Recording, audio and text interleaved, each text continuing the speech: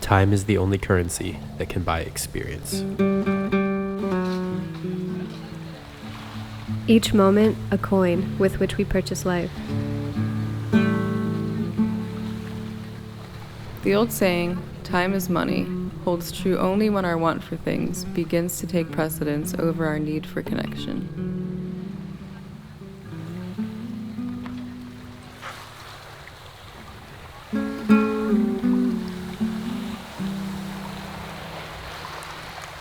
Those moments lost to the expensive price of progress are missed opportunities to tune our ears to the frequency of the earth, sun, water, and leaves, which whisper silent secrets of a life we have almost wholly forgotten.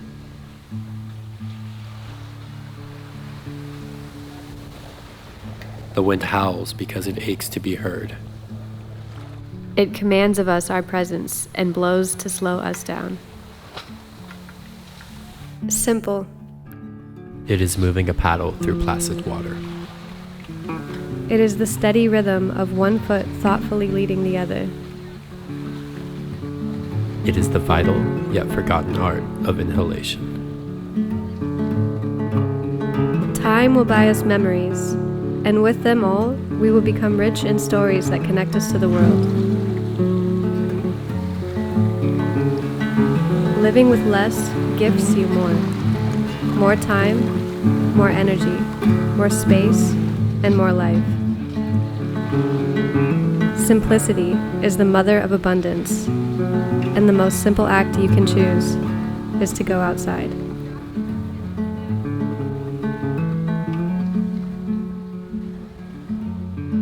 I've never been seasick before, and right when we got out of the channel, it hit me super hard. The swell came up, and I had my watch, and it was fine for a little while, and then it kind of went back downhill from there. But I think I'm on upswing now, so that's sweet. I feel a lot better now than I have since we left. So Trying to get a feel for the boat as we're sailing downwind. I've never sailed downwind on a monohull before, so the motion's a lot different. And I mean, as the thing on any new boat, you kind of have to get the feel for how it moves. It's been kind of a balance all day between not getting too close to the reef to the west of us, which at points is 1 feet, 2 feet deep, and not getting too far out into the Gulf Stream current because we have a north wind. And when there's a north wind opposing the north moving current, you get some really crazy waves. All in all, it's going well. Sun's going to be going down pretty soon, and we'll have our first overnight passage. I hope we can get some sleep because I would like to not be all grumpy and tired when we come in the marathon tomorrow. Better not be. Yeah, I know, because I get that way. But yeah, I'm gonna go make some food, get some food in our belly. I'm not gonna lie, being down here kind of makes me sick as shit. So we'll see if this is actually gonna happen or not.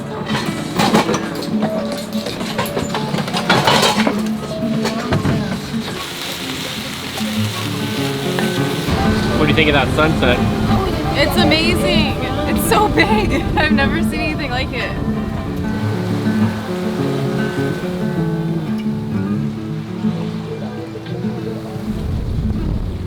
How's your night watch treating you? It's been really good. Eventful? No, No? but it went by really quickly. Kind of cruising between 3.5 and 4.5 knots. I was pretty nervous for my first night watch, but it turns out it's really no big deal.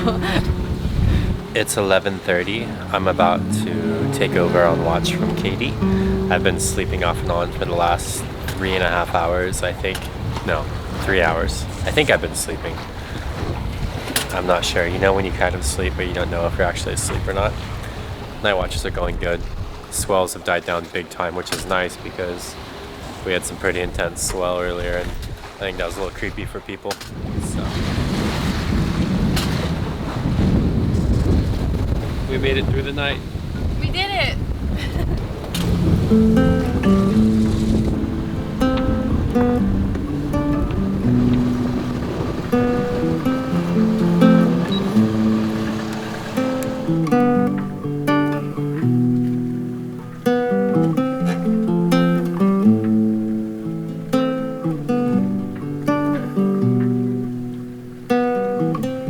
Downtown Florida is roughly 90 miles as the albatross flies from Miami. Getting there took us nearly 20 hours of offshore sailing, and we put roughly 119 nautical miles under our keel. It has a population of approximately 9,000 people. And sits just 3 feet above sea level.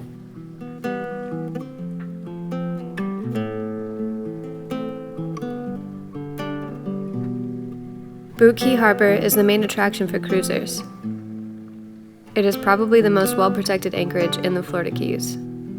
360-degree protection from wind and wave, as well as an easy approach, have made the harbor a yearly destination for sailors escaping the cold in the north.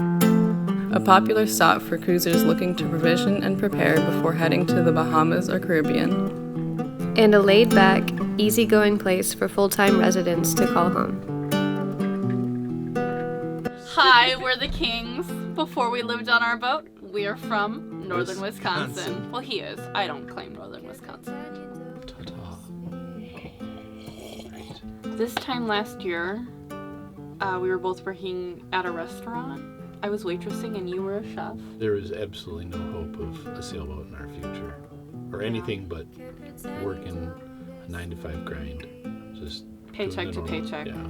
The path from a year ago to where we are now was rather abrupt. I'm just putting the house up for sale. And if it sells, everything goes. And we left for Fort Lauderdale on a Monday, and by Wednesday she called me and said, I sold your house. Whatever fit in the car went. Packed up a tent with us. We camped along the way, and all I got left is all I got left.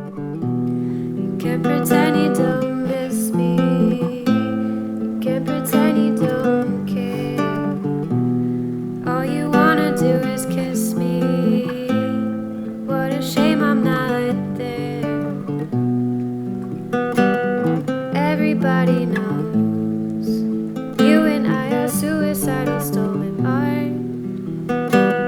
Pretty moment sews stitches into all your bitches' broken hearts.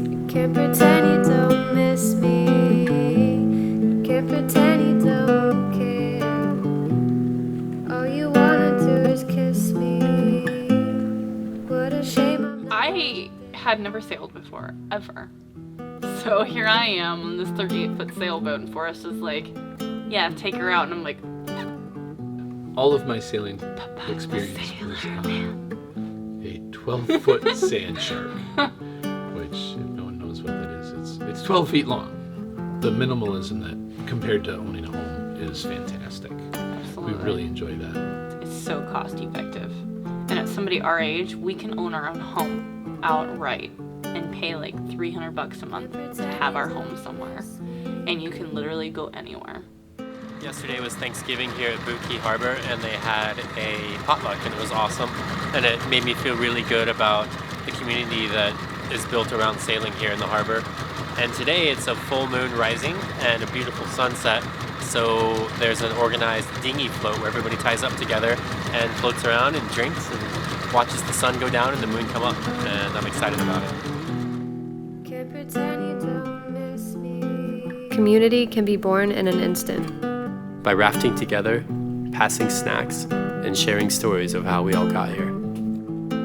The community spirit is alive and well amongst Boot Key Harbor cruisers. And we are happy to have been a part of it.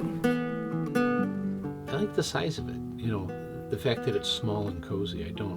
I enjoy big open spaces, but that's what we have big open spaces for that you can go to land for. I don't have to mow the lawn. You can have 2 days go by and it seems like a week. And there's not the pressure of a time frame. Time doesn't matter. And it's an amazing feeling. Time is so irrelevant. Yeah. One of the things we don't like about sailing I don't like passages.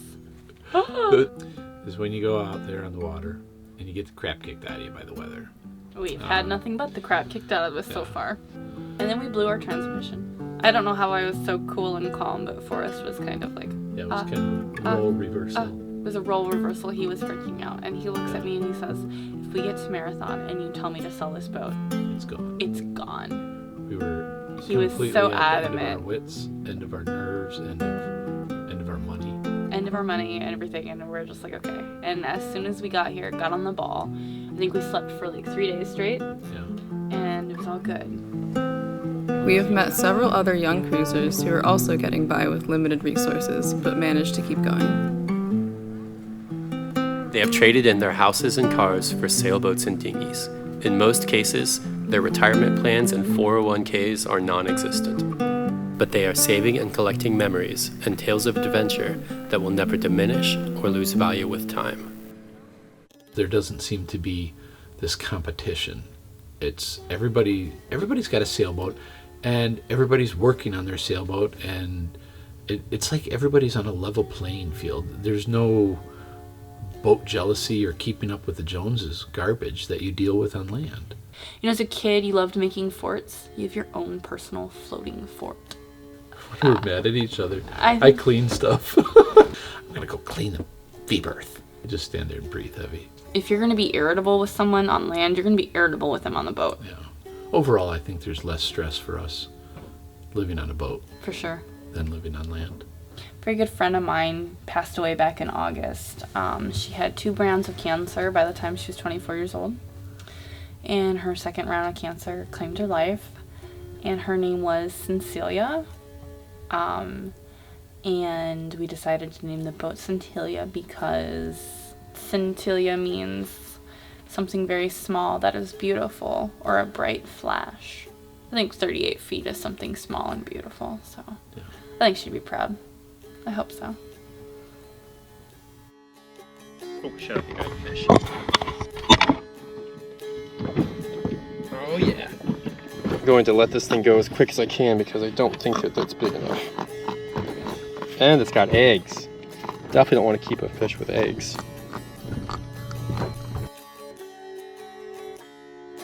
Yeah, I've gone through almost the whole leftover portion of tuna poke. I have broken 1 fishing pole today. So far in my fishing journey, I still haven't eaten a fish that I've caught. I've only caught bait fish, and if I was doing this to survive, I would probably be dead by now. Although maybe I might be trying harder if I was doing it to survive. I lost 1 pole overboard in a storm. I lost all of my lures offshore on the way down because I must not have tied good knots, or we just had really big fish and I wasn't paying attention. So yeah, so far I've spent, probably including my license, close to $200 on fishing equipment, and I haven't eaten a fish yet. So that's not very long-term sustainable, and I need to figure out some things that I can do differently to actually be catching fish that I can eat. Because I don't have a job anymore that allows me to just go to the co-op and buy whatever I want. You know, I miss open harvest, but I also don't miss working my ass off to be able to afford organic vegan food all the time. So yeah, this is like I said, I'm lucky that this isn't a survival thing yet, because I would be dead. Leaving is bittersweet. But we must push onward We must hoist our sails. and point south.